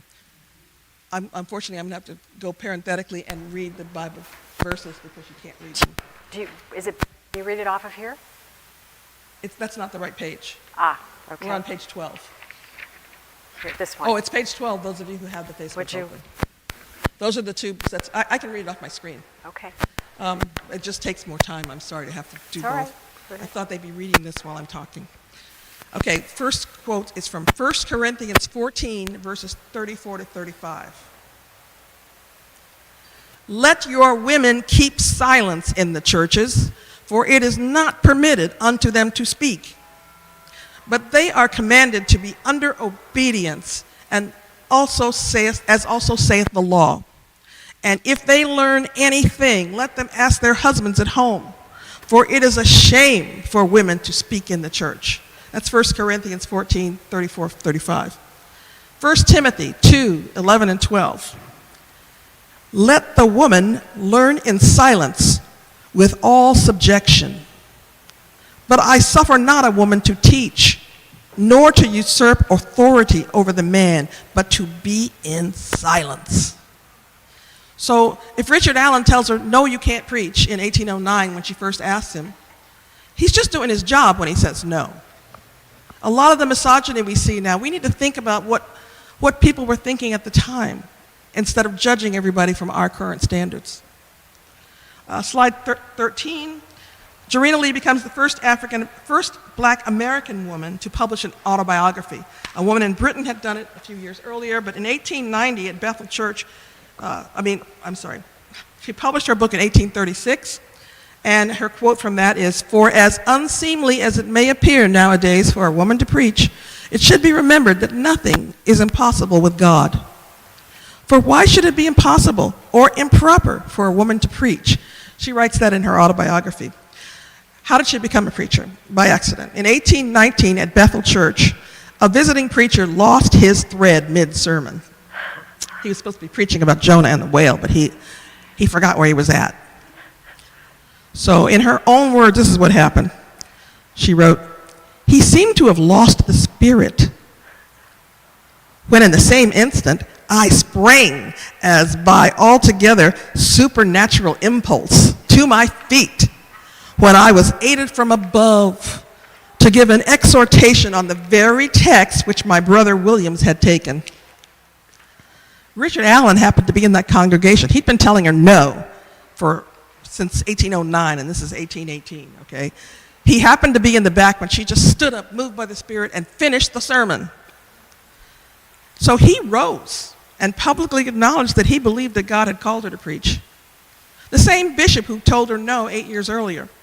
He wrote letters endorsing her throughout the connection, saying she was, quote, as called to that work as any of the other preachers sent out. She went on to publish the first autobiography by a black American woman. Most scholars contend, and it's been written enough, that Sarah Allen, the wife of Richard Allen, purchased the first copy of Jarena Lee's book. So she took in the child. Jarena Lee's walking down the street with books on her way to the Presbyterian place, and she runs into Sarah on the street. And Sarah says, "What are you doing?" "Oh, I'm going to sell these books." She says, "Well, I'll take one." So here's Sarah Allen, the bishop's wife, who had denied her buying. So this is support. She purchased the first copy of her book, which was the first book of its kind. So her husband, Richard, endorsed her preaching, yet the AME Church never fully endorsed Jarena Lee. Only posthumously. In 2016 only posthumously in 2016 was she posthumously ordained as an elder. 2016. The denomination, remember, becomes official in 1816. So exactly 200 years after the denomination wins that Supreme Court and becomes an official denomination, they ordain her. She had been the first woman preacher. No doubt it was the election of the powerful Vashti Murphy McKenzie, the first woman bishop of the AME Church in 2000 for the millennium. I've no doubt her election was influential, not only in the elevation and recognition of women, including Jarena Lee, but since that time, other women bishops have been there. And today at Mother Bethel, we had what we call Jarena Lee Sunday, and our guest speaker was Bishop Erica Armstrong, who gave powerful message. I can send this around. Who gave a powerful message and really impressed all of us with her preaching, but there was no difference between her and a man. And so the fact that we've had women bishops is really important to us. Jarena Lee went on to speak at revivals and with Bishop Allen at abolitionist conferences in New York, New Jersey, and Philadelphia. But remember, she was never ordained. So the last slide is at the end. Yeah. Thanks for your patience, everybody. Absolutely. It has images of Flora, Sarah. Flora we don't have a real picture of her, but what we have is silhouettes of the time, of the period. And this silhouette looks like it could have been Flora with the curly hair. Sarah Allen, Jarena Lee, and our current pastor, Reverend Carolyn C. Cavaness, who's been there a year at Mother Bethel. She is the first woman ever appointed to be the pastor Great picture. of Mother Bethel Church, the first independent black church in America. So in 238 years, Jarena Lee stands up and makes herself a preacher in 1818. Carolyn Cavas is appointed in 2024. So Flora, Sarah, Jarena, today Reverend Carolyn C. Cavanes, the 53rd pastor of Mother Bethel AME Church, and the first woman.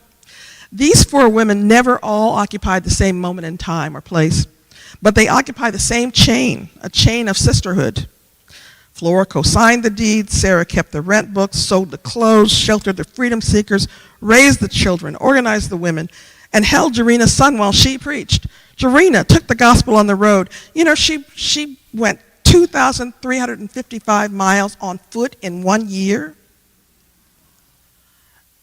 Remember, she wasn't allowed to preach in the church. As a circuit preacher, 2,335 miles on foot in 1 year. And that wouldn't have happened unless another sister made it possible. So the brotherhood built institutions. The sisterhood built everything else. And then they went home and did it all again. You know, what are the songs about how I'm a woman? They went home and cooked dinner, and then they, for all the multitudes, and then they went home. So the men had the Free African Society, the denomination, the many schools, all the HBCUs that the AME Church founded. They had publishing houses. They were Masons, the Prince Hall Masons, and later things like the NAACP, etc. These were institutions built by men for men. But the women had each other. And from that sisterhood of faith and freedom, they sparked a revolution. Flora laid the foundation, Sarah built the house, Jarena opened the door, and Reverend Cavanes walks through it today. Thank you.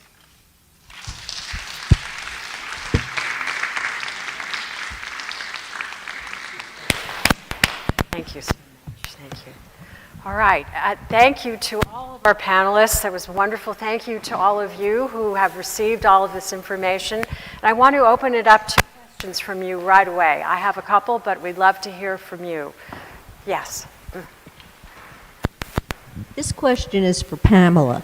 Pamela, when they had the Great Walkout, was this something that was covered in the papers in Philadelphia? I mean, all of these things were pretty significant events that we've heard about today. Was it ever covered in the press? That's a good question. Where's the minister of St. George's? Here, Who's the Pastor St. Bill. George's historian? You are. Okay, I'm sorry. Okay, this lady's raising her hand. The Yeah, please question talk is, about it. Was the Great Walkout covered in the newspaper? Thank you. When they had the gathering of the two churches? Yes. Yes. I don't know. I don't have any information on I that. can answer. Taylor? Yeah. So it was never in the papers. Actually, this is the first time I ever heard an official date of the walkout. It is pretty debated. I know that a historian from St. Thomas, his name is Art, he came here a while ago to do research into when the walkout could have possibly happened. So St. Thomas and their historians believe that it happened between 1791 and 1792. But they never published these in the paper. And I do know that there was many different beliefs on when the walkout could have happened. No.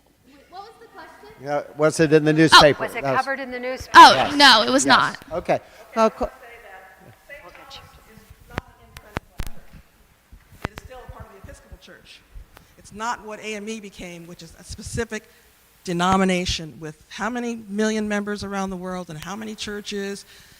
And Richard Allen actually wrote in his autobiography that maybe the guy from St. Thomas hasn't read exactly the Jones. date. And we celebrate it every year. AME churches around the world celebrate it. We call it Liberation Sunday. And we celebrate it as the third Sunday of November. So it rotates from year to year. But we celebrate it. There's a procession at Mother Bethel down to that crypt, the marble crypt. And it's a big deal for us because, again, it was the very first nonviolent protest against segregation. Hundreds of years before, you had a civil rights movement. And it resulted in the idea of self-determination and self-sufficiency and self-rule and self-management. So it was a really significant date. It wasn't just a day. And for the AME Church, it was extremely significant, maybe more so than for St. Thomas. Clarification, though, did you use the term balcony, that they came from the balcony? It was called a gallery. Gallery. Okay, that's where we have the little mix up here, because date-wise, because the 1787, the gallery was not here. That was put in about 1790, 91, in that range. So that's why we changed the way we presented we have a time traveler every year, and we teach youth that. So now we moved it to the lower level. Yes, okay. So I know we've modified it to try to be accurate. So I'd be interested just to how we can sort of, I like to tell the true facts and not to have, yes. I know, yes, yes. And it maybe Richard Allen was wrong about Yeah, taking yeah. the walk down the church. Right. Richard and Absalom wrote this book and described what happened. So maybe they're wrong. Well, it raises a very good, I'm going to go right back to the audience because I see that here you are, my dear. I've been doing a lot of research on Richard Allen, and I was the one who found the deed in, yes, yeah. So I've been working with, no, it's the 1791 deed for the property. Yes, well, it was all given to the church at a time when I wrote a whole document on it for Acton Ocean Light Shade. They were working with the church at the time. I'll make sure you get it. It's in a notebook. Smithsonian has the deed to the burying ground. I'm serious, Reverend Cavanagh is going crazy trying to find that document. Well, tell her I have it. She knows me. Excellent. But I have the critical thing about the construction of the church is that this was built. What you're in now was built in 1837, completed in 1837. So this was not here when Richard Allen was here. So the piece of what the Society of Methodists purchased was the walls, was the ceiling, all the exterior brickwork that's there now is part of that 1763 construction. When they redid the church, they moved the staircase up to the second, added a staircase to the second floor. They dug out a basement, and they raised the windows. So there's a diagram that is perhaps not available now, but there's a whole diagram that comes with a report I did that shows the befores and after. Well, wonderful. We can share that with you. But the date of 1787 in particular was in one of it was the policy and the writings that Allen did with Mr. Tapisco that said in the fall of 1787, we were treated with just indiscretion at St. George. He doesn't say St. George's. We were moved by the Methodists out of our, it's all there in the preface. So that's the date that identifies really in writing, but it's not in his autobiography. It's not there. And so you just have to believe that. So wonderful that you will connect and more history will be uncovered together. I have a question and a thank you. My thank you is for you, Carol, for digitizing the church records and so many of Christ Church's records. I use them constantly, and I think they're a hidden gem. I think they're fantastic, and it must have taken a village and a city because what a job. So thank you for amazing archival online records. Oh, thank you so much. And just let me, for anyone who doesn't know the site, it's philadelphiacongregations.org. And we started with 11 congregations. I think we're up to 17. And there are more than 141,000 pages online. And as a quick aside, I was looking for proof of Elizabeth Graham's nighttime marriage to Mr. Ferguson, and I found it. Thank you to the online records. Oh, terrific. Would you mind just emailing that to me? Because we're doing Oh. a tiny little blurb about Elizabeth Graham Ferguson. Oh, sure, yeah. For our upcoming exhibit. That would be awesome. Of course. And my question is for Jennifer. I thought it was really interesting the way you focused on the Quakerness of Betsy Ross and Elizabeth Drinker and your portrayal of, well, they kind of were and kind of weren't. And I just couldn't help thinking about Betsy going from a Quaker meeting house, very austere and simple, to Christchurch, where John Ross was taking her as her new husband and where, you know, his dad had been an assistant rector. And I guess my question for you is, do you think that she really was a Quaker and went back to being a free Quaker? Or do you think she went to whatever husband took her to whatever church? And that's a big question, but I'd love to hear your thoughts. I'm actually glad you said that. I realized in my haste to try to wrap up that I sort of omitted the second half of Betsy's story, which is the fact that Betsy Ross was born a Quaker and she died a Quaker, but she was not a Quaker for the years in between. Because Betsy Ross, she was kicked out of the Quaker faith for marrying John Ross. Her second husband was not a Quaker. Her third husband wasn't really a Quaker either. But they wound up becoming, her and husband number 3 wound up becoming members of the Free Quakers. And the Free Quakers are actually something that kind of ties all of us together in a lot of ways, because they were made up of individuals who had been ostracized from their community, not just Quaker, for supporting the movement for independence. And so you get all of these individuals that sort of found this community in a different way of looking at religion and organized religion in Philadelphia. They were made up of a lot of Quakers who had been kicked out for supporting the war, but you have people like Betsy who were kicked out for marrying somebody else. They felt that they were very much Quakers, 100%. The mainstream Quaker fold, though, looked at them like they were absolute wackadoos. It's really funny when you look at the records of the Quakers at the time in the mainstream group. We're like, who are these very strange people that are meeting at this meeting house over here? But Betsy, I think, as with most individuals at the time of the American Revolution, your religion, your faith, whatever it may be, was a massive, massive part of your life. So for Betsy to leave the faith very willingly and going to Christchurch with husband number 1, it's not just leaving your faith, it's leaving the whole community that you are familiar with. And so it doesn't surprise me that she went back to the Quaker fold when she found a group that really aligned with what she was really feeling. It makes total sense to me. It's something, though, with the Free Quakers, they died out mostly because the reasons that the group was founded in the first place didn't really exist when you get a few generations later. Betsy was one of the last members of the Free Quakers. She was there when they said, okay, there's only like 3 of us left and we're all like in our 80s. Maybe we should not do this anymore. So she was there. And so it was clearly a big, big part of her life, but the second sort of chapter of her life.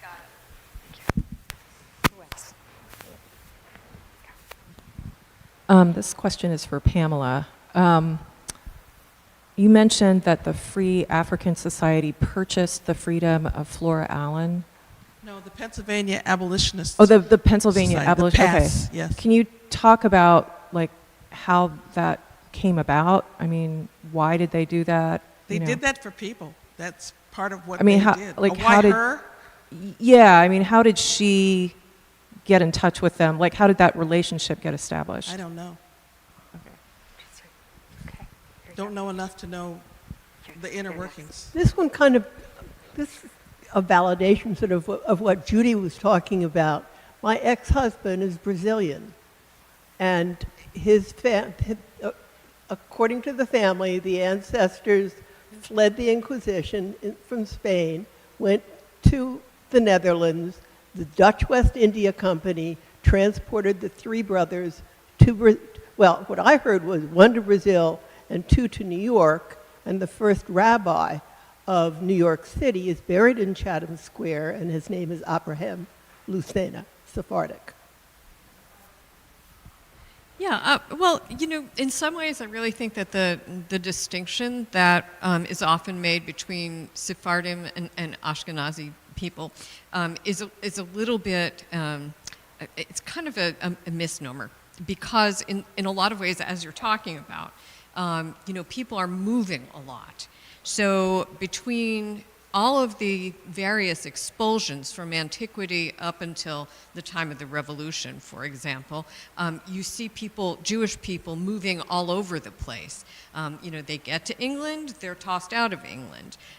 They're in the Iberian Peninsula, they move. And so, all of us in our, Jewish family histories, to the extent we've been able to track this, see a lot of movement from, the Eastern Mediterranean all the way across Europe, all halfway back over to the New World, and all around. So some people are, their last known location might have been the Iberian Peninsula, but it might have been someplace else before then. So what we experience here in Philadelphia is that although the people coming from Brazil who go to New York would be, classified as Sephardim, and that's the ritual the New York synagogue took up, we have a large number of Yiddish-speaking, Eastern European, last stop, people coming into Philadelphia who, by today's standard, you would say that they're Ashkenazi Jews. But we don't really know where they were before they were in Eastern Europe. They could have been on the Iberian Peninsula and moved into Eastern Europe from there. So it's a little confusing in that way. But yes, what you're saying makes a lot of sense. And the background of those people definitely is that they moved, a lot of them after the 15th century, the 15th century Inquisition would have moved to Amsterdam, and then a lot of them coming back through the Dutch West India Company. Right. And in fact, that's the saving grace when we get to New York, because Peter Stuyvesant, who was then the governor of New Amsterdam, did not want to allow the Jews to stay and be able to sustain themselves there, but it was the Dutch West India Company that was giving the orders to Stuyvesant and said, they stay. P.S. My children are obtaining their Spanish citizenship because they can go back to that history. Good luck with that. That's been a project that's been a little iffy, but I hope that works. Thank you. Here we go. Thank you, ladies. But I think we ought to rechange the phrases that we're using about the women. I have a women's herstory tour. I don't do history talking about women. And, well, according to almost everything that you guys have been saying, these women had to go through trials and tribulations when the religion was actually sexist against these women. But the Bible says everybody's equal under the eyes of God. And that was not applied during this time period for these women. They had to fight to get equal rights to say, I want to be in this religion, and I want other women in this religion to be treated equally, just like the men are. Or like, for example, we have a female Jewish rabbi statue of 1876. What's wrong with that statement?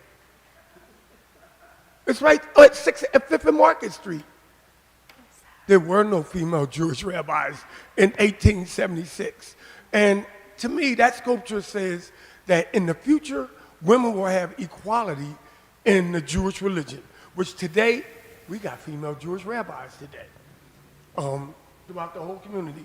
So the deal is that these women had to really fight in order to be represented in the religion that they believed in, and some of them had to be dragged into religions that they didn't really want to be in because of their husbands. So it was like a very sexist situation against the women who fought for their equality back then. So thank you for this presentation. And what you really did was reinforce a lot of the things that I do. I have a map of women's history all around the city of Philadelphia. It's been published way back in the 1980s. Wow. But the places are still there. I mean, the plaques are there. And the space is still there. So thank you very much, ladies. Thank you. Thank you. Thank you. Other questions? Yeah. Good afternoon. Thank you for this conversation. I am a member of Mother Bethel, and actually, our pastor, Reverend Carolyn Cavan, is is here and was sitting here, and she also brought some brochures to share.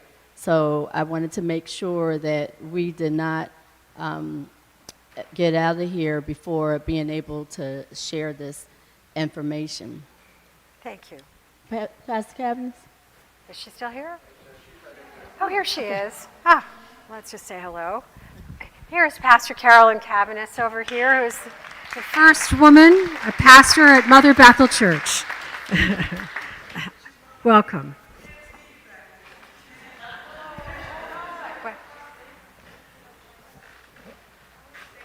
Do you want to speak? Let me get some more questions from the group. Okay, great. Any more questions? Yes. Thanks so much. Yeah. My question is for Meg, actually. I've always been fascinated by Wheatley. I don't know a lot about her, but the one thing I was always interested in was her relationship with Washington. When I was a kid, there was a book that really highlighted their relationship, and I think at one time they were talking about how they met at one point. Is that true, or is that kind of a mystery in some cases? And did she follow both the American Army and the British Army a lot? Because when I was over in England at the Tower, they said, "Oh, famous people who've been here," and one of them was Phyllis Wheatley. And I just thought, there a military thing going on with that? So was she a follower in some cases? So yeah, that was my question. Yeah, that's a great question. So as far as we know, George Washington and Phyllis Wheatley never met. However, we do know there was a letter that was exchanged between the two of them, where Washington writes back to Phyllis Wheatley, basically, "Your humble servant," hopes that they would meet, but there's never any evidence that they actually did meet specifically.